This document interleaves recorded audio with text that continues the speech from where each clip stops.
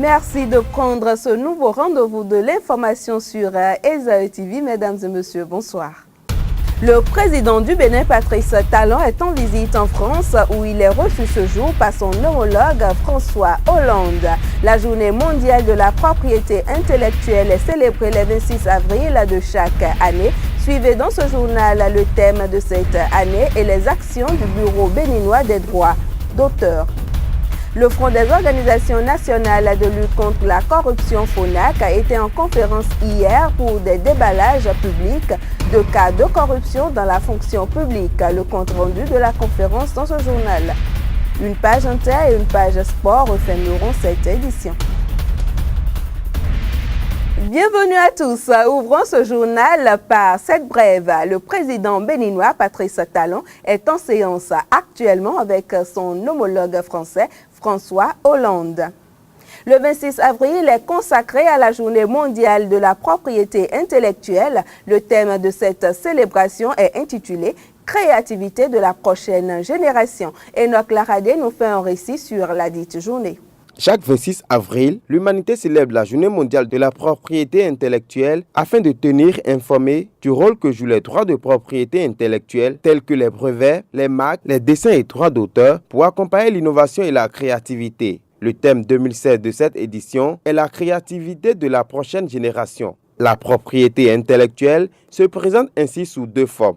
La première est consacrée à la propriété industrielle avec les inventions, les marques, les dessins et modèles industriels. La seconde, consacrée aux droits d'auteur, qui comprend les œuvres littéraires et artistiques, les romans, théâtre, les films, la musique, dessins, peintures, photos, sculptures et bien d'autres. Chaque pays organise à sa manière la protection de la propriété intellectuelle. En France, les organisations chargées de protéger les droits d'auteur et la propriété intellectuelle sont connues du grand public. L'Institut national de la propriété intellectuelle, l'INPI, s'occupe des marques et des brevets, alors que la Société des auteurs, compositeurs et éditeurs de musique SACEM s'occupe de gérer les droits d'auteur. Au Bénin, l'Agence nationale de la protection industrielle ANAPI est une structure spécialisée du ministère de l'Industrie. Elle est chargée de protéger les inventions, les dessins et modèles industriels, les marques, les noms commerciaux.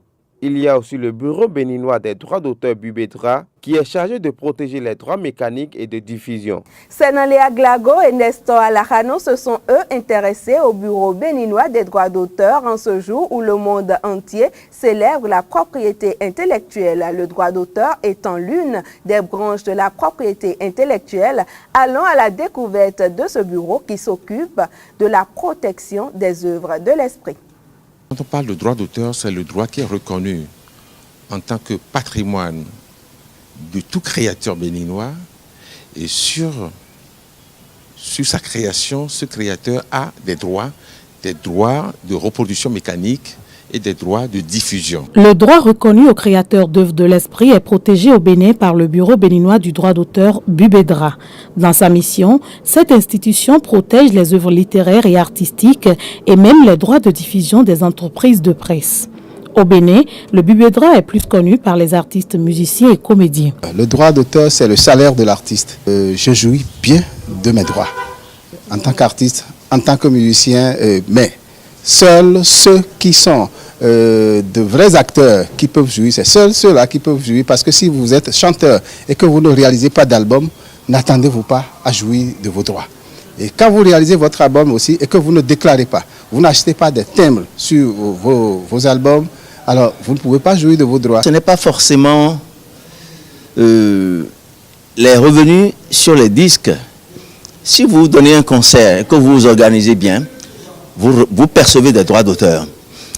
Il est tellement large que, je vous assure, si vous êtes un bon artiste, si vous êtes un bon musicien, si vous créez bien, vous devriez pouvoir jouir de vos droits d'auteur. Le Bureau béninois du droit d'auteur a une équipe dirigeante, notamment un conseil d'administration et une direction générale.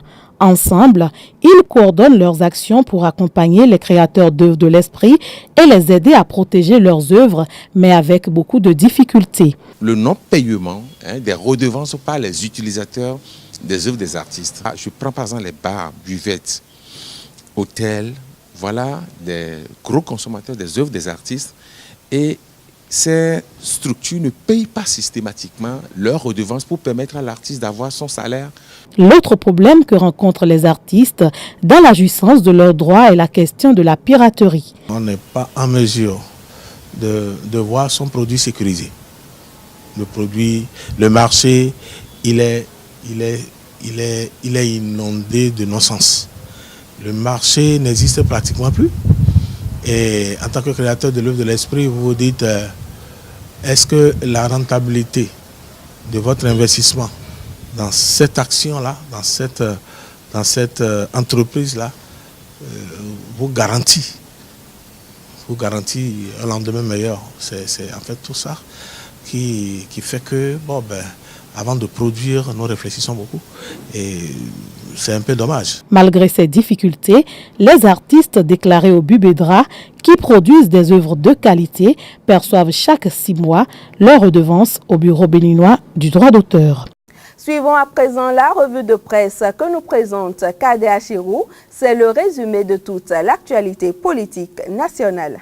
La crise à la direction des examens et concours de l'enseignement secondaire préoccupe les confrères de la presse écrite. Alternance à la direction des examens et concours hier. Le potentiel de ce jour nous fait savoir qu'enfin, Maouyon Kakpo investit dans ses fonctions. La Guérite parle de crise à la direction des examens et concours du ministère de l'enseignement secondaire. Maouyon Kakpo a finalement pris service sous haute surveillance militaire. Pour la boussole, les épreuves du CEP et celles du BEPC béninois seront bientôt dans les rues à cause de la guéguerre entre le DEC sortant et le DEC entrant. Matin Libre pense que le gouvernement orchestre une tension inutile à la direction des examens et concours. Parlant de passation de service, la Guérite nous informe que ce jour, Séraphin Agba Ngbata prend fonction à l'intendance du Palais de la République. Le potentiel relaye que pour une gouvernance transparente et crédible, Martin Assogba exige un audit minutieux des 10 années de Yahi. Actu Express poursuit et titre Gouvernance cataclysmique sous Boni Yahi. Martin Assogba plaide pour des audits dans toutes les sociétés et tous les offices de l'État. Actu Express, face à l'héritage désastreux laissé par le régime Boni Yahi et si les Béninois accordaient une période de grâce à l'équipe Talon, la boussole publie Gouvernance du Bénin à l'ère de la rupture. Décollage difficile pour le vol du nouveau départ. À la une du journal Actu Express, après les dégâts causés par la marée haute au quartier Enayon à Cotonou, le maire Léadi Vinayon Soglo au chevet des sinistrés. La boussole titre Augmentation inquiétante de la température dans le nord. Le Bénin à l'épreuve du changement climatique. Le quotidien La Guérite nous fait savoir qu'un homme en uniforme et sa bande sont mis aux arrêts hier à la suite d'un braquage à main armée à PK10.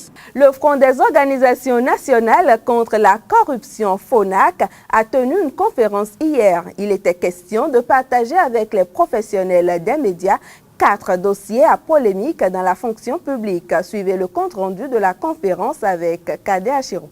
Face aux professionnels des médias, Jean-Baptiste Elias a évoqué les résultats de certaines de ses investigations dans la fonction publique. Au prime abord, le FONAC relate l'usage d'un faux diplôme de master en management de projet délivré par un établissement qui n'était autorisé à former en BTS par le ministère de l'Enseignement supérieur. Un diplôme non valide qui aurait servi à la nomination de M. Babatanja Kodjo dans des sociétés d'État telles que Controlec comme simple agent d'une part et au poste de directeur des affaires financières à l'ORGM d'autre part. Que M. Babatanja Kodjo soit relevé de ses fonctions d'une part et qu'il soit d'autre part mis en débat pour les salaires et autres traitements indûment perçus pendant tout le temps fait à occuper les différents postes. Le second dossier est relatif à un cas de faux diplôme qui a servi à participer au concours de recrutement dans la fonction publique en 2011 dans un corps de justice, celui des officiers de justice. Après une authentification du diplôme par les services compétents, il en ressort qu'il s'agit bel et bien d'une falsification. Il est donc clairement établi que M. Obenti Binessi Jean n'a jamais obtenu la licence et que par conséquent, l'attestation de maîtrise en droit, option droit des affaires, carrière judiciaire qu'il détient est fausse. et ne peut produire aucun effet de droit. Le troisième dossier nous amène à l'Agence nationale des petites et moyennes entreprises, ANPME, où le sieur Wansoji Payeton a perçu sur 36 mois 2 salaires en tant que directeur général de la structure, alors que son directeur adjoint n'avait pas un centime. Il prenait un salaire directement mandaté par la structure et il avait signé un contrat avec l'État et il prenait un salaire directement au niveau du budget national. Le dernier dossier est relatif aux 2 volets du projet pluriannuel eau et assainissement phase 2. À cet effet, le FONAC appelle le président Patrice Talon pour une lumière sur les faits. Volet de 1,4 milliard et quelques millions que la SONEP devrait bénéficier des Pays-Bas qui a été remboursé. Le second volet, 2,6 milliards que le Bénin a perdu, que le Bénin a remboursé dans le dossier PPEA 2 pour les forages, l'approvisionnement en eau. Notre frère, le ministre Barthélémy Kassa, n'attendez pas une quelconque levée de l'immunité avant de vous présenter à la justice pour qu'on clarifie ce dossier. Monsieur Kodo, Monsieur Nieri, un mandat d'arrêt international lancé contre vous. Où que vous soyez, quand vous allez entendre ce message, venez vous rendre à la justice béninoise pour clarifier ce dossier. Pour le Front des organisations nationales contre la corruption, le Bénin est à l'ère de la rupture et il est temps de rompre avec le règne de l'impunité et de la corruption afin de gagner à nouveau la confiance des partenaires techniques et financiers. La page Inter à présent c'est signé Nilka Laourou.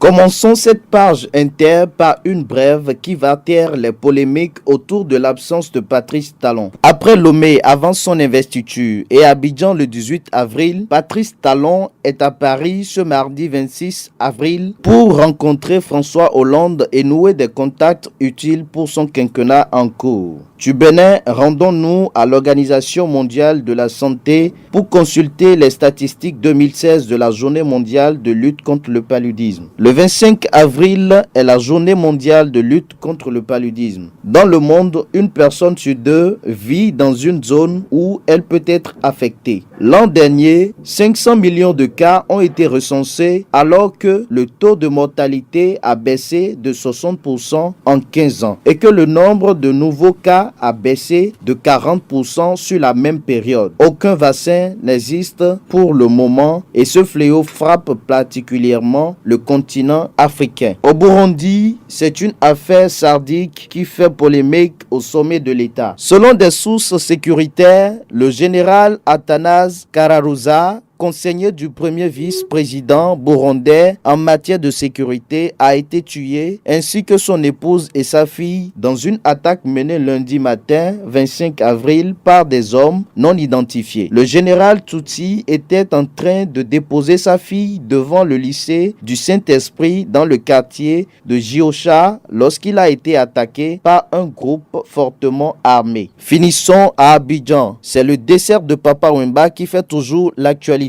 La capitale ivoirienne se prépare au rapatriement du corps de Papa Wemba et souhaite organiser une grande veillée artistique en hommage aux musiciens mercredi soir. Des membres de sa famille sont arrivés dans la matinée à Abidjan. Le roi de la rumba congolaise est mort dans la nuit de samedi à dimanche. Il avait 66 ans. Il s'est effondré sur scène en plein concert samedi soir. C'était à Abidjan en Côte d'Ivoire pendant le festival des musiques urbaines. Aujourd'hui, l'émotion est très vive dans le monde de la musique et en Afrique. Léandro Kodo nous conduit sur la pelouse du stade de l'amitié Mathieu Kérékou pour la page sport pour suivre le match de football sanctionnant la clôture de la 6e journée du tournoi international des centres de formation de football. Le match mettait aux prises Abisport et le 36 Lions FC du Nigeria.